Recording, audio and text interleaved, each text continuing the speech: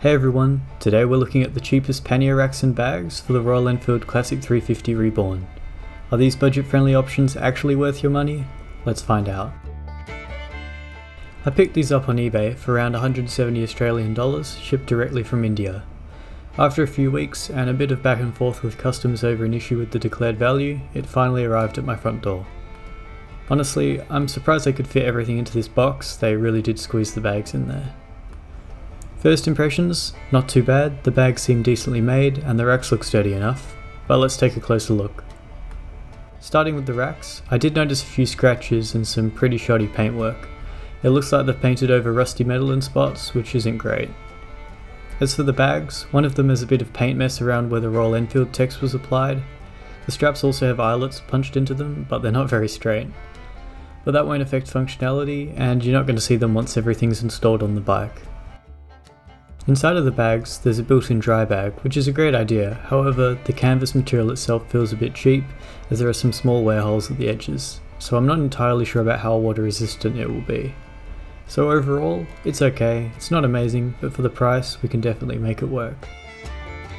To address the scratches and shoddy paintwork, I decided to do a quick fix with some black spray paint. After lightly sanding the problem areas, I gave the racks a couple sprays. I know this isn't the best way to handle it, it's definitely a temporary fix, but I was short on time, and I'll eventually take them off again and give them a proper respray. Let's have a look at putting them on the bike. For today's install, you'll need a few basic hand tools, a ratchet with a 17, 12 and 13mm sockets, and a 13 and 17mm spanner. The 17mm spanner is especially important since the tight space around the rear shocks makes it tricky to undo them without it. Start by putting your Classic 350 on its centre stand. This step ensures that the rear shocks are uncompressed, which is important as we're using the upper rear shock bolts as mounting points.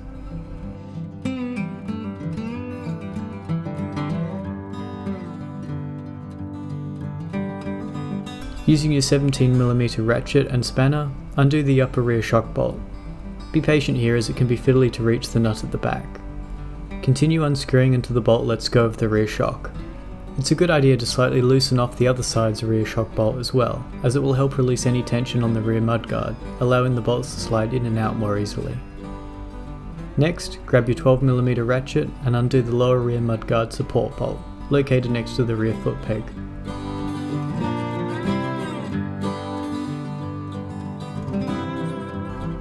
I recommend leaving one of the bolts on the clamp bracket to hold it in place during the install. When positioning the nut, I place it on the outer side to minimise how much of the bolt sticks inwards towards the rim. While fitting the lower metal bracket, I noticed that it was making contact with the frame near the rear foot peg mount. To fix this, I ground down the edge with a grinding wheel on an angle grinder and gave it a quick spray of black spray paint to reduce any chance of rust. I did this to both racks, and after retesting the fit, it wasn't contacting at all. Reinstall the upper shock bolt without the nut, just to hold the rack in place temporarily.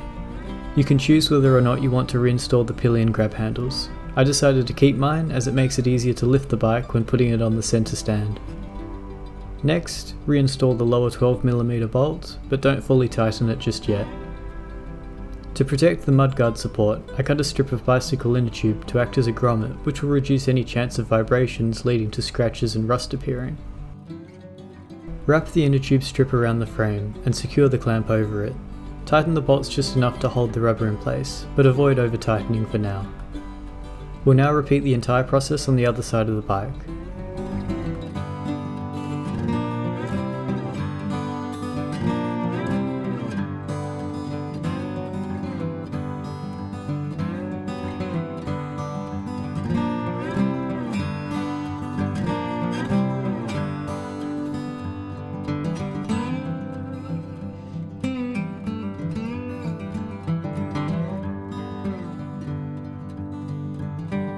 When tightening the bolts, start with the rear shock bolts. Be patient while threading the nut as it can be tricky. Don't fully tighten one side until the nut on the other side is partially threaded. Tightening one side too early can pull the mudguard slightly, making it harder to align the other side. Once the rear shocks are secured, move on to the lower 12mm bolts and tighten them fully. For the clamp bracket bolts, keep in mind that they don't need to be super tight. You're aiming for enough friction between the rubber and the metal to prevent rattling, without over-clamping. Finally, it's time to attach the bags. This part is pretty straightforward. Loop the 3 straps at the top of the bag over the rack, and then secure the bottom with the Velcro straps. While the installation is easy, I'm not entirely impressed with how snug the fit is. That said, the bags do feel secure enough once everything is strapped down. I actually finished this video 3 or 4 weeks ago, but I've re-recorded the review as for a couple weeks, these Pannier bags were great. They held more than enough for me for taking my lunch, water and some gear to work, and they haven't come loose or given me any indication that they were going to fail. However, after a few more weeks, these bags started to quite significantly and rapidly fade in the Australian sun.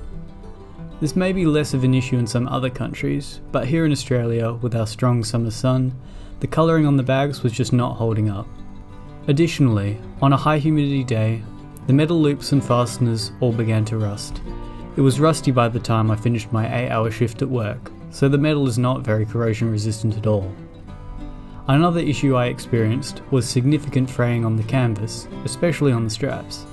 This was the first issue I experienced quite early on, but luckily this was fixed permanently by just running a lighter along the edges.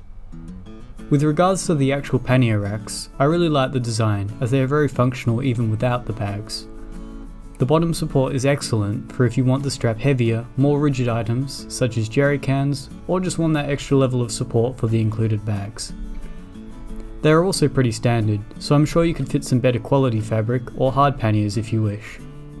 The only downside with the pannier racks is the poor quality control for the paintwork and that they needed to be angle grinded slightly to fit. At the end of the day, you get what you pay for, I guess. I really like the metal pannier racks, they're great and they'll be staying on the bike, but the bags on the other hand, I don't think I'll be keeping them on for too much longer, as they're just not holding up.